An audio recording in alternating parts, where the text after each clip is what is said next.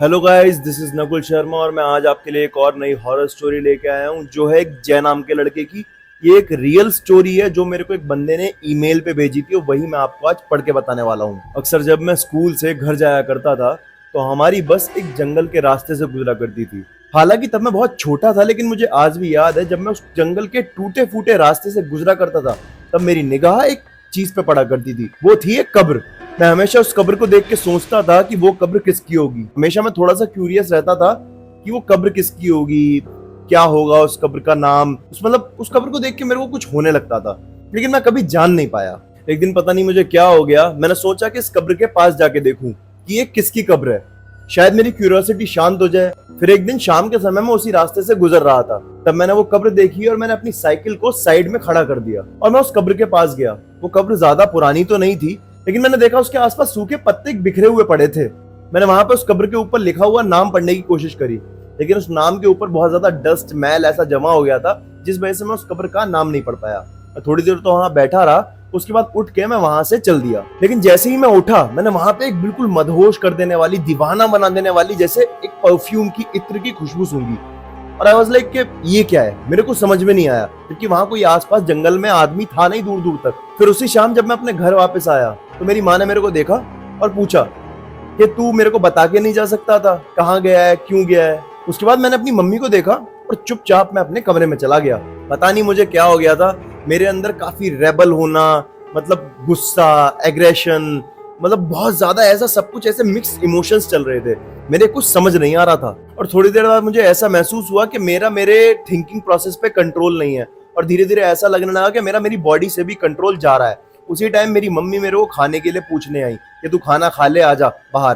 तब मैंने अपनी मम्मी को बड़े अजीब तरीके से बोल दिया कि नहीं, मेरा मूड नहीं है, मुझे आज खाना नहीं खाना। तो उससे मेरी मम्मी कहती है, हाँ इसीलिए कहती हूँ कि बाहर का खाना मत खाया करो, अब भूख नहीं लग रही और ऊपर से तुम्हारे पेट में दिक्कत आ जाएगी, फिर तुम कहोगे पेट में दर्द हो रहा है। और उसके बाद मम्मी ने कहा कि आप एक काम करो बेटा, तुम जल्दी सो जाओ। तो पापा पूछते हैं क्यों, कल कहीं जाना है क्या जल्दी सुबह उठ के?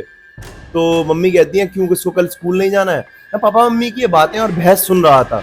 तो उस टाइम मैंने सोचा कि मेरे दिमाग में बहुत सारा थिंकिंग चल रही है, बहुत सारी चीजें चल रही हैं, तो उस टाइम पे मेरा सो जाना ही बेहतर रहेगा। रात के करीब 10 बजे होंगे। मेरा शरीर बहुत ज्यादा भारी होने लगा, मेरा जी घबराने लगा, मुझे चक्कर आने लगे। मेरा शरीर इस तरीके से हैवी होने लगा, इस तरीके से भारी होने लगा जैसे मुझे किसी ने जकड़ लिया हो। और मैं उस टाइम पे पसीना पसीना हो गया था। और उस टाइम पे मेरे दिमाग में ये चीज चल रही थी कि घर में एसी भी चल रहा है और पंखा भी चल रहा है, फिर भी मेरे को इतना पसीना क्यों आ रहा है।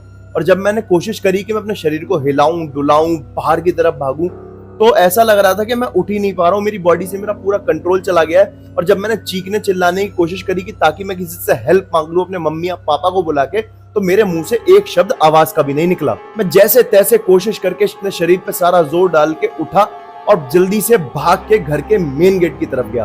और मुझे वहां जाके ऐसा महसूस हो रहा था कि जिस बेड पे मैं लेटा हुआ था वो मेरे को अपनी तरफ खींच रहा है, वो मेरी जान लेने वाला है। और फिर अचानक से चीखते हुए, बड़बड़ाते हुए मैं घर से बाहर की तरफ आया और आसमान में काले बादलों के बीच चांद को देखकर मैं बहुत जोर जोर से हंसने लगा। और जैसे ही वो बादल हटे, मैं उस चांद को देखकर बहुत जोर से चीखने लगा।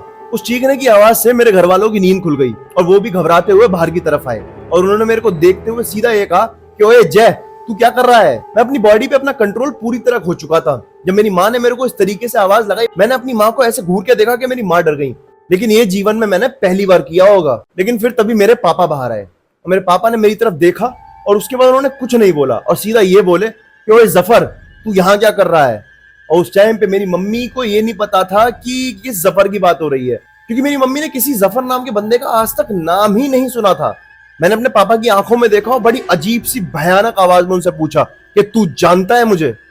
और जैसे ही मैंने ये बोला, उसके बाद मैं तेजी से अपने कमरे में आकर अंधेरे कोने में दुपक के बैठ जाता हूँ, जैसे मैं किसी से बचना चाह रहा हूँ, कोई मुझे मारने आ रहा हो और मुझे उससे बचना हो। खैर उसके बाद करीब मैं 2 दिन तक लगातार सोता रहा। मेरे को होश ही नहीं था कि मेरे को क्या हो गया है। लेकिन एक दिन मैं सडनली उठा और मैंने अपने कमरे का गेट खोला, लेकिन मुझे पता चला कि उस कमरे के गेट को बाहर से लॉक कर दिया गया है। और जब बहुत देर तक गेट नहीं खुला तो मैं बहुत जोर जोर से चिल्लाने लगा कि मुझे बाहर निकालो, मुझे बाहर निकालो। लेकिन आधे घंटे तक लगातार चिल्लाने के बाद भी मुझे बाहर निकालने कोई नहीं आया। फिर दोपहर के करीब 2:30 या 3 बजे तक मैं उस कमरे में ही बंद रहा। लेकिन थोड़ी देर बाद मुझे कई सारे लोगों की चलने की आहट सुनाई दी, जैसे वो मेरे कमरे की तरफ आ रहे हों। थोड़ी देर बाद मेरे कमरे का गेट अचानक से खुला और उसमें एक फकीर बाबा थे और 4-5 लोग और भी थे, और उन फकीर बाबा के साथ मेरे पिताजी भी थे। और जैसे ही वो मेरी तरफ आए मैं बहुत ज्यादा घबरा गया, लेकिन उनके साथ जो 3-4 लोग थे उन लोगों ने मेरे हाथ पैर पकड़ लिए, मुझे ऐसे कर दिया जैसे मैं कहीं भाग ना पाऊं, और फिर एक ताबीज उन फकीर बाबा ने मेरे गले में बांध दिया, जिसके बाद उन्होंने मेरे ऊपर एक तरीके का इत्र छिड़का, जिसकी स्मेल मुझे बहुत ज्यादा जानी पहचानी लग रही थी। लेकिन उसके बाद कई दिनों तक सब नॉर्मल रहा और मैं भी नॉर्मल हो गया, मेरे को ऐसी कोई दिक्कत नहीं हुई जैसा मुझे उस दिन फील हो रहा था। लेकिन जब एक दिन मैं अपने पापा के साथ खाना खा रहा था, मैंने सडनली अपने फादर से पूछा कि पापा वो कौन सा इत्र था जो आपने मेरे पे उस दिन छिड़का था, क्योंकि उसकी स्मेल मुझे बहुत ज्यादा जानी पहचानी लग रही थी। पहले तो उन्होंने कुछ बताना नहीं चाहा, लेकिन काफी देर पूछने के बाद उन्होंने मेरे को बताया कि यहाँ पे एक फैक्ट्री हुआ करती थी इत्र बनाने की, जिसमें एक जफर नाम का लड़का काम करता था। वो बहुत अच्छा था, नेचर में सबसे हंस खेल के रहता था, घुल मिल के रहता था। लेकिन सडनली एक दिन उस फैक्ट्री में आग लग गई।